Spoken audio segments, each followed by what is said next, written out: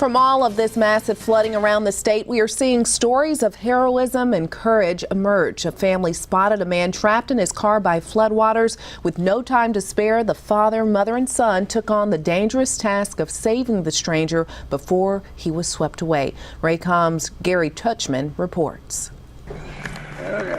86-year-old George Osterhuis has been a widower for many years.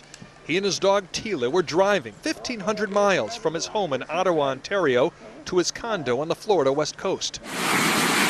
He happened to be in Columbia, South Carolina during the worst of the torrential rain and flooding. He pulled off the highway because the driving was so dangerous, but floodwaters overtook his car. He was trapped. Yeah, I got emotional. But he was about to meet an extraordinary family. Tom and Julie Hall were out in the floodwaters trying to make sure neighbors were safe.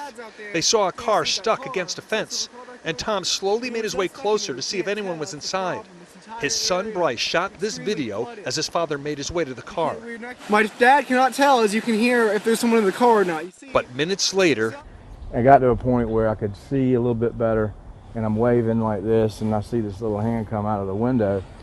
I'm like, oh my God, that's not what you want to see, you know. So he's waving, and that means, you know, you gotta go get him. I couldn't stand up. The current was too strong there. That would have swept me away. Tom called a very busy 911, but couldn't wait for help to arrive. He started to walk and paddle his arms to the car, battling the current in deep water. We went to the exact site, now dry.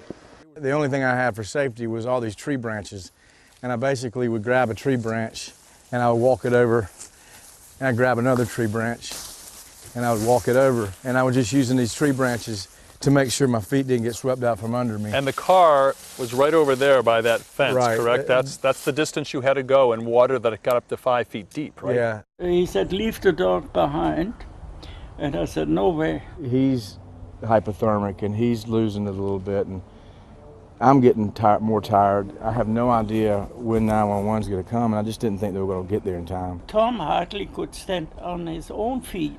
Now he had to drag me too. You didn't think you were going to survive? I mean, I didn't think that I wasn't going to survive, but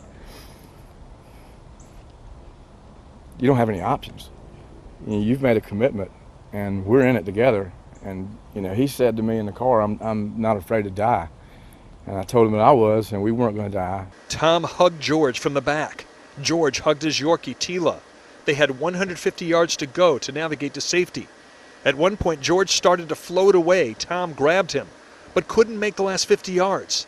It was then his wife, Julie, and son, Bryce, came in the water and to the rescue, bringing George, Tom, and yes, Tila to safety. Basically, you ensured your husband's and George's survival by coming out. Well, I hadn't thought about it like that, but maybe so.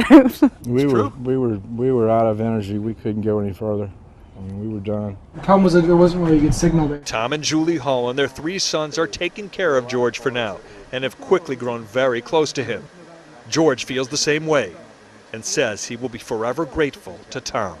What can you say when somebody saved your life, you know, really, and not only mine, my dog's too, like, you know, of course, you know. This man is unbelievable.